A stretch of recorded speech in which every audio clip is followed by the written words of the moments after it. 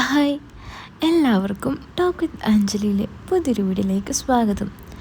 അപ്പോൾ ഇന്ന് ഞാൻ പറയാൻ പോകുന്ന കഥ അമ്മയും കൂട്ടുകാരി എന്ന കഥയുടെ 4th പാർട്ടാണ് കേട്ടോ.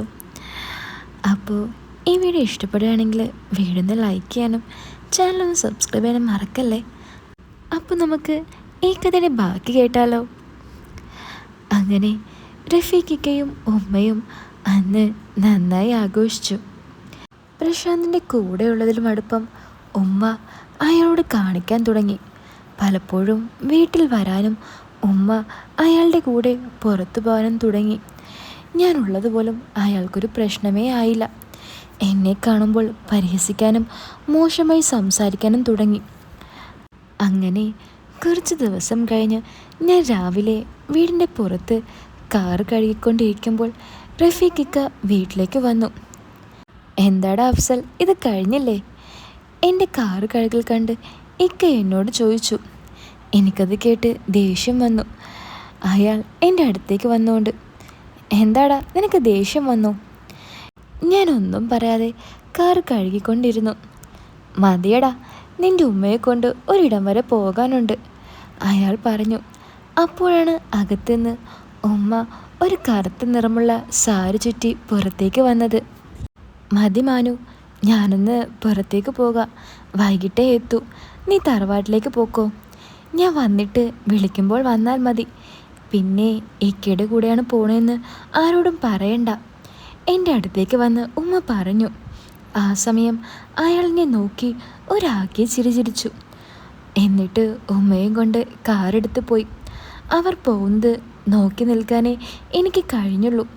ഞാൻ വീട് പൂട്ടി തറവാട്ടിലേക്ക് പോയി. അവിടെ ചെന്നപ്പോൾ സുഹർ അളേമ്മയുടെ ഉമ്മ സുബേദിത്ത അവിടെ സിറ്റൗട്ടിൽ തന്നെ ഉണ്ട്. ആഹാ, ആരാ ഇത്? മാനു മോനോ? സുഹറമോളെ, ദാ മാനു വന്നിരിക്കുന്നു, സുബേദിത്ത ഇളയമ്മയെ വിളിച്ചു പറഞ്ഞു. അകത്തുനിന്ന് ഇളയമ്മ അങ്ങോട്ട് വന്ന് ഇത്ത കാണാതെ എന്നെ നോക്കി കണ്ണിറുക്കി ഒരു കള്ളച്ചിരി ചിരിച്ചു. അല്ല, നിങ്ങളെപ്പോൾ വന്നു? ഇളയമ്മയുടെ ഉമ്മയോട് ഞാൻ ചോദിച്ചു. ഇന്നലെ വന്നതാടാ, അവർ പറഞ്ഞു. മജീദിക്ക വിളിക്കാറില്ലേ? ഞാൻ ചോദിച്ചു. ഇളയമ്മയുടെ ഉപ്പയാണ് മജീദ്, ഇളയപ്പൻ്റെ കൂടെ തന്നെയാണ് അവരും. ആടാ, വിളിക്കാറുണ്ട്. എന്താ ഉമ്മാൻ്റെ പാട്? അവരെന്നോട് ചോദിച്ചു. ആ, സുഖാണ്, ഫ്രണ്ടിൻ്റെ വീട്ടിൽ പോയതാ, ഞാൻ പറഞ്ഞു. എടാ, നീ ചോറിനുണ്ടാകുമോ? ഇളയമ്മ എന്നോട് ചോദിച്ചു. ഏയ് ഇല്ല, പുത്തനത്താണി വരെ പോകണം, അമ്മായി വിളിച്ചിരുന്നു. ഞാൻ ഇളയമ്മയുടെ കൂടെ അകത്തേക്ക് പോയി നേരെ അടുക്കളയിലെത്തി. എടാ, നീ നാളെ ഉച്ചയ്ക്ക് വരുമോ? എത്ര ദിവസമായി നീ എന്നെ ഇങ്ങനെ പറഞ്ഞ് പറ്റിക്കുന്നു, ഇളയമ്മ എന്നോട് പറഞ്ഞു. ആ, നോക്കാം, പക്ഷേ നിങ്ങളുടെ ഉമ്മയുണ്ടാകില്ല ഇവിടെ? ഞാൻ ചോദിച്ചു. ഇല്ലടാ, ഉമ്മ രാവിലെ പോകും. ആ, അത് പറഞ്ഞപ്പോഴാണ്, നീ രാവിലെ ഉമ്മയോ ഒന്ന് പുത്തൂർ എൻ്റെ വീട്ടിൽ കൊണ്ടുവിടുമോ? സുഹറ ഇളയമ്മ എന്നോട് ചോദിച്ചു. ആ, നാളെ രാവിലെ അല്ലേ, നോക്കാം, ഞാൻ പറഞ്ഞു. എന്ത് നോക്കാന്ന്? ഇളയമ്മ ചോദിച്ചു. എല്ലാം നോക്കാം, ഞാനൊരു കള്ളച്ചിരിയോടെ പറഞ്ഞു. അങ്ങനെ കുറച്ച് കഴിഞ്ഞ് നാരങ്ങളും കുടിച്ച് ഞാൻ അവിടെ ഇരുന്നു. ശേഷം ഉമ്മാൻ്റെ വീട്ടിലേക്ക് ബൈക്ക് എടുത്തു പോയി. ബൈക്കിൻ്റെ സൗണ്ട് കേട്ട് സബീർ അമ്മായി വാതിൽ തുറന്നു. ആ, മാനു നീയായിരുന്നോ? അമ്മായി ചോദിച്ചു. വേറെ ആരാണെന്നാ കരുതിയത്? ഞാൻ ചോദിച്ചു. എടാ, എൻ്റെ ആങ്ങളെയാണെന്നാ കരുതിയത്. ഞാൻ കരുതി നീ ഇങ്ങോട്ടൊന്നും വരില്ലെന്ന്. അതെന്താ? അത് ഞാൻ നിന്നെ അടിച്ച് വേദനിപ്പിച്ചതല്ലേ. ഓ അമ്മായി, നിങ്ങളിത് ഇപ്പോഴും വിട്ടില്ലേ? ഏയ്, ഞാൻ ചുമ്മാ പറഞ്ഞതാടാ, വാ അകത്തേക്ക്. അല്ല, ഉമ്മ എന്താ പറയാഞ്ഞത്? അമ്മായി ചോദിച്ചു. ഒന്നുമില്ല, ഉമ്മക്കറിയില്ല ഞാൻ ഇങ്ങോട്ടാണ് വരുന്നതെന്ന്. അതെന്താ നീ പറയാതെ പോകുന്നത്? അമ്മായി ചോദിച്ചു. ഒന്നുമില്ല, എവിടെ വന്നാലല്ലേ എനിക്ക് നിങ്ങളെ കാണാൻ പറ്റൂ. മാനു, നീ പിന്നെയും തുടങ്ങിയോ?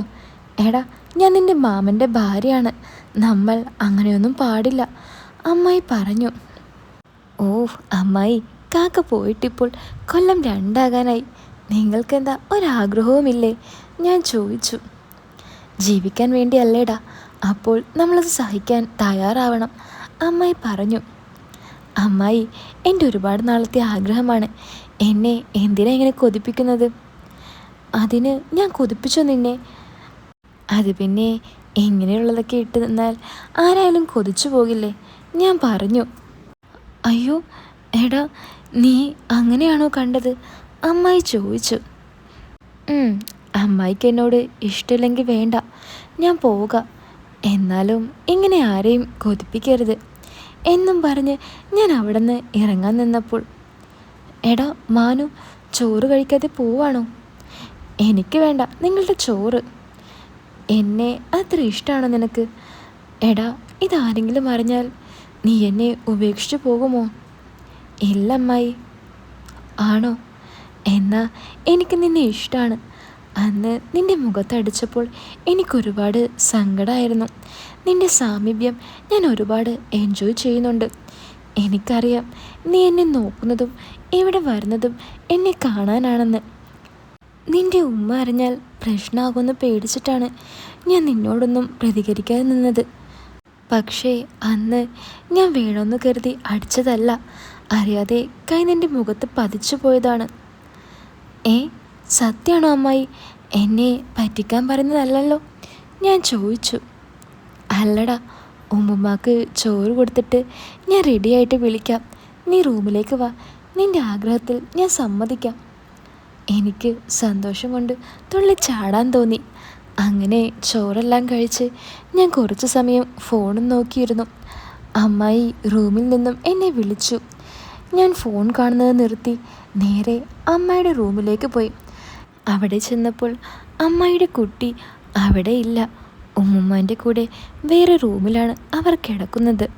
ഞാൻ അകത്തേക്ക് കയറി വാതിലടച്ചു. അമ്മായി എന്നെ നോക്കി തല താഴ്ത്തി ചിരിച്ചു. എന്തു പറ്റി, നാണാണോ? ഞാൻ ചോദിച്ചു. നാണമൊന്നുമില്ല, എന്നാലും ഒരു പേടി. എടാ, ഇത് വേറെ ആരും അറിയരുത്, അമ്മായി പറഞ്ഞു. ഇല്ലെന്നേ, ഇത് നമ്മൾ രണ്ടുപേരും മാത്രമേ അറിയൂ, പോരെ? മതി. അമ്മായി അതും പറഞ്ഞ് വീണ്ടും ചിരിച്ചു. അത് കണ്ട് ഞാൻ അമ്മയുടെ അടുത്തേക്ക് പോയി. എന്നിട്ട് ചോദിച്ചു, സത്യം പറ, നിങ്ങൾ ഇങ്ങനെ ആദ്യമായിട്ടാണോ? വേറെ ആരെങ്കിലും ഉണ്ടോ ഇങ്ങനെ? ഞാൻ ചോദിച്ചു. എനിക്കിത് തോന്നി നീ ഇത് ചോദിക്കുമെന്ന്, അമ്മായി എന്നോട് പറഞ്ഞു. ആണോ? എന്നാ ഞാൻ ചോദിച്ചതിന് ഉത്തരം പറ. ഉണ്ട്, അമ്മായി പറഞ്ഞു. ഞാനൊരു നെട്ടലോടെ അമ്മായിയോട് ചോദിച്ചു, ആരാത്? അത് നിൻ്റെ ഉമ്മാൻ്റെ കൂട്ടുകാരി സുർമിത്തെ അറിയോ? അവരോ? അവരാണ് എനിക്ക് അയാളെ പരിചയപ്പെടുത്തി തന്നത്. ഏതാളെ? നിനക്ക് പറഞ്ഞാൽ അറിയും. നീ എന്നെ ആഗ്രഹിക്കുന്നുണ്ടെന്ന് സുർമിത്തയാണ് എന്നോട് പറഞ്ഞത്. ആരാ? പ്രശാന്തേട്ടനാണോ? ഞാൻ ചോദിച്ചു. അല്ലടാ, റഫീഖിക്ക. എനിക്ക് ഷോക്കായി ആ പേര് അമ്മായി പറഞ്ഞപ്പോൾ. നീ സുർമിത്തയുമായി കൂടിയതൊക്കെ എനിക്കറിയാം, പക്ഷേ ഇതൊന്നും നിൻ്റെ ഉമ്മ അറിയരുത്, അമ്മായി പറഞ്ഞു. അപ്പോൾ ഉമ്മാൻ്റെ കാര്യം അമ്മയ്ക്കറിയില്ല, ഞാൻ മനസ്സിൽ പറഞ്ഞു. ഡാ, നീ എന്താ ആലോചിക്കുന്നത്? പിന്നെ ആരുമൊന്നും അറിയരുത്, നിനക്ക് ഞാൻ എപ്പോൾ വേണമെങ്കിലും തരും.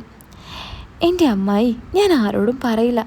നിങ്ങൾ ഒരുങ്ങിപ്പോകുന്നത് കാണുമ്പോൾ തന്നെ എന്ത് ചെയ്യലാ, ഞാൻ പറഞ്ഞു. അങ്ങനെ അമ്മായി എൻ്റെ ആഗ്രഹവും ഞാൻ അമ്മയുടെ ആഗ്രഹവും നടത്തിക്കൊടുത്തു. രണ്ടുപേരും നന്നായി ആഘോഷിച്ചു. അന്നെനിക്ക് ഒരു കാര്യം മനസ്സിലായി, ഞാൻ അറിയാതെ ഇവിടെ ഒരുപാട് കാര്യങ്ങൾ നടക്കുന്നുണ്ട്. അപ്പോൾ ഈ കഥ ഇനി തുടരണോ വേണ്ടിയോ എന്ന് നിങ്ങൾ പറയട്ടോ. പിന്നെ വീഡിയോ ലൈക്ക് ചെയ്യാനും ചാനൽ സബ്സ്ക്രൈബ് ചെയ്യാനും മറക്കരുത്. അപ്പോൾ പുതിയൊരു കഥയായിട്ട് നമുക്ക് വീണ്ടും കാണാം.